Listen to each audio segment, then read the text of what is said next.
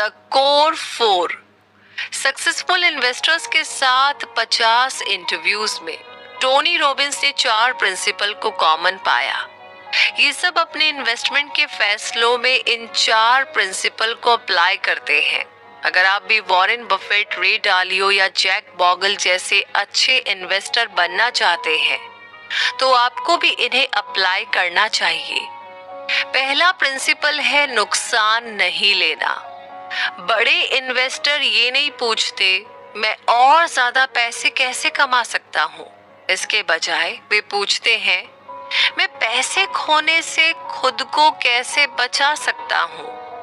ऐसा इसलिए क्योंकि आप जो पैसे खो देते हैं उसे वापस पाना मुश्किल होता है। आपने जहां से शुरू किया वहां पर वापस पहुंचना मुश्किल हो जाता है। जैसा कि वॉरेन बफेट ने कहा, रूल नंबर 1, कभी भी पैसा न हारना। रूल नंबर 2, रूल नंबर 1 को कभी भी न भूलना। टोनी रॉबिन्स के इन्वेस्टर दोस्त पॉल ट्यूडर जोन्स ने कहा था, खोने से 10 गुना ज्यादा जरूरी है बचाना। आपको हमेशा अपने इन्वेस्टमेंट को नीचे जाने से बचाना चाहिए। हमेशा याद रखिए कि शेयर मार्केट कभी ऊपर और कभी नीचे होता ही रहता है। फाइनेंशियल एक्सपर्ट जितना भी दावा कर ले कि उन्हें पता होता है कि आगे क्या होगा, लेकिन कोई भी फ्यूचर के बारे में भविष्यवाणी नहीं कर सकता है। आपको हमेशा अचानक होने वाली घटनाओं के लिए तैयार रहना होगा। आपके पोर्टफोलियो में हमेशा कई तरह के एसेट होने चाहिए ताकि जब आपका कोई एसेट उम्मीदों के मुताबिक फायदा न दे तब भी आपके दूसरे एसेट अच्छा परफॉर्मेंस दे सके। आपको अपने एसेट इस तरीके से बांटने चाहिए जिससे कि शेयर मार्केट में कुछ भी हो जाए फिर भी आपको नुकसान न पहुंचे। आपको किसी भी तरह के हालात का सामना करने के लिए तैयार रहना चाहिए। वैसे अब डाइवर्स पोर्टफोलियो और एसेट एलोकेशन के बारे में बाद में और जानेंगे। दूसरा प्रिंसिपल है असमान रिस्क रिवॉर्ड। इसका मतलब है कि आपके फायदे हमेशा आपके रिस्क से ज्यादा होने चाहिए। नए इन्वेस्टर आमतौर पर ये मानते हैं कि ज्यादा रिस्क रख करके ज्यादा रिटर्न यानी ज्यादा फायदा मिलता है। कामयाब इन्वेस्टर्स के मुताबिक ये एक गलत सोच है। आप तभी जीतेंगे जब थोड़ा रिस्क और ज्यादा रिवॉर्ड को अपना मकसद बनाएंगे। पॉल ट्यूडर जोन्स इन्वेस्टमेंट में 5 to 1 रूल को मानते हैं। अगर वो $1 का रिस्क उठाते हैं तो वो ये पक्का करते हैं कि उन्हें रिवॉर्ड में $5 मिले। एग्जाम्पल के लिए, अगर पॉल 5 इन्वेस्टमेंट करते हैं और मान लीजिए हर एक इन्वेस्टमेंट की वैल्यू $1 मिलियन है, अगर उन्हें 4 इन्वेस्टमेंट में लॉस होता है और वो 0 कमाते हैं तो पॉल को इन 4 इन्वेस्टमेंट में $4 मिलियन का लॉस हो चुका होता है। लेकिन अगर उनका 5वां इन्वेस्टमेंट कामयाब होता है तो वो $5 मिलियन कमाएंगे। इस तरह उन्हें अपना पूरा पैसा वापस मिल जाएगा। पॉल को इस तरह के इन्वेस्टमेंट की तलाश रहती है। उनके रिवॉर्ड का चांस लॉस से ज्यादा होता है क्योंकि सबके पास लाखों रुपए नहीं होते हैं। तो आप असमान रिस्क या रिवॉर्ड के कॉन्सेप्ट को कैसे अप्लाई कर सकते हैं? आपको फाइनेंशियल क्राइसिस के समय मार्केट में पैसा लगाना चाहिए जब बड़े बड़े शेयरों की कीमत बहुत ही कम हो। 2008 में अमेरिकन शेयर मार्केट क्रैश हो गया था। वॉल स्ट्रीट नीचे चला गया था। कई लोगों ने अपने घर बार और नौकरी खो दी थी। लेकिन वॉरेन बफेट जैसे इन्वेस्टर्स के लिए ये एक बेहतरीन मौका होता है। एग्जाम्पल के लिए सिटी ग्रुप के हर एक शेयर की कीमत $57 से घट करके 97 सेंट हो गई थी। जरा सोचिए, आप $1 से कम में किसी कंपनी के एक हिस्से के मालिक बन सकते हैं।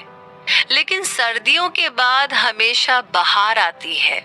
अगर आप ऐसे वक्त में इन्वेस्ट करते हैं सब्र और शांत होकर इंतजार करते हैं, तो 5 महीने के अंदर उस 97 सेंट के स्टॉक का प्राइस बढ़कर के अगर $5 हो जाएगा, तो ये आपके इन्वेस्टमेंट पर 500% का रिटर्न है।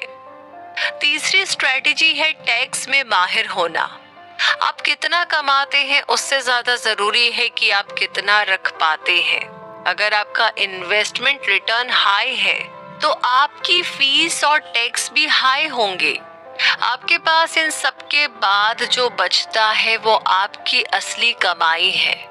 एक एग्जाम्पल लेते हैं। मान लीजिए कोई अमेरिकन बहुत ज्यादा कमाने वाला है, तो वो ऑर्डिनरी इनकम टैक्स 50% देगा, जो फेडरल एंड स्टेट टैक्स के मुताबिक है।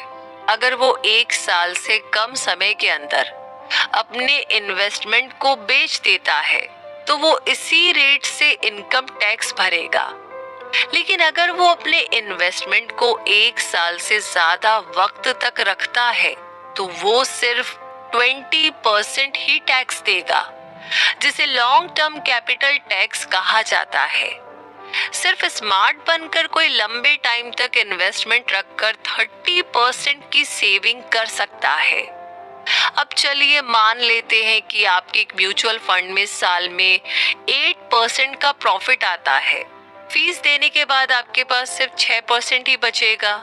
लेकिन म्यूचुअल फंड अक्सर ट्रेड करते हैं, इसलिए आपको ऑर्डिनरी इनकम रेट से टैक्स देना होगा।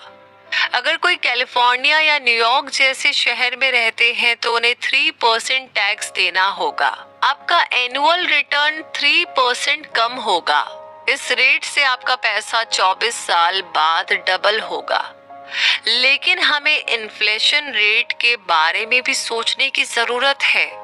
मान लीजिए इन्फ्लेशन रेट यानी महंगाई की दर 2% है, तब आपका असली रिटर्न हर साल 1% होगा। इस रेट से आप 120 साल की उम्र में रिटायर हो पाएंगे। चौथा प्रिंसिपल है डाइवर्सिफिकेशन। अब आसान शब्दों में कहे तो इसका मतलब है अपने सभी अंडों को एक ही टोकरी में नहीं रखना है। आप 4 तरीकों को अपना करके डाइवर्सिफाई कर सकते हैं। पहला, अलग अलग एसेट क्लास में इन्वेस्ट करें। अपना सारा पैसा सिर्फ स्टॉक या बॉन्ड या रियल एस्टेट में ना लगाए। सिर्फ एक ही इन्वेस्टमेंट क्लास में ही इन्वेस्ट ना करें। दूसरा है एसेट क्लास में भी डाइवर्सिफाई कीजिए, यानी सिर्फ अपने फेवरेट एक स्टॉक में या सिर्फ एक रियल एस्टेट में अपने पैसे ना डालें। तीसरा, अलग अलग देशों या अलग अलग तरह की करेंसी में डाइवर्सिफाई कीजिए। हम ग्लोबल इकोनॉमी में रह रहे हैं और ये हम सबके लिए एक बढ़िया मौका है। अगर आपके देश में कोई क्राइसिस या मुश्किल समय आता है तो विदेशों में इन्वेस्ट करने पर आपको सिक्योरिटी मिलेगी। चौथा, वक्त के साथ डाइवर्सिफाई कीजिए। आपको अपने इन्वेस्टमेंट को बढ़ाते रहना चाहिए। जब आप डाइवर्सिफाई करते हैं तो आप अपने रिस्क को कम करते हैं और रिवॉर्ड को ज्यादा से ज्यादा बढ़ाते हैं। डाइवर्सिफाई करने पर आपको बुरे समय में सहारा मिलेगा। तो एग्जाम्पल के लिए 2000 से 2009 को लॉस के लिए जाना जाता है। S&P 500 बिल्कुल फ्लैट था, लेकिन जो स्मार्ट इन्वेस्टर थे वे अमेरिकी शेयरों के अलावा दूसरी जगहों में अपने पैसे लगाते थे। वॉल स्ट्रीट जर्नल के एक आर्टिकल में ये कहा गया था कि अगर आप इंडेक्स फंड की बास्केट के साथ साथ bond, stock, foreign stock, emerging market stocks और रियल एस्टेट में पैसा लगाते हैं तो आपका इन्वेस्टमेंट $1,00,000 से बढ़कर $1,91,859 हो जाएगा। रे डालियो एक हेज फंड मैनेजर है। वो दुनिया के सबसे बड़े hedge fund bridge tower associates के फाउंडर है। उनकी टोटल संपत्ति $20 अरब से ज्यादा की है। रे ने कहा कि अब जिस भी एसेट क्लास में इन्वेस्ट करने जा रहे हैं एक वक्त आएगा जब आपको 50% से 70% तक का लॉस होगा। क्यों? ऐसा इसलिए क्योंकि फाइनेंशियल मार्केट एक साइकिल में घूमता है।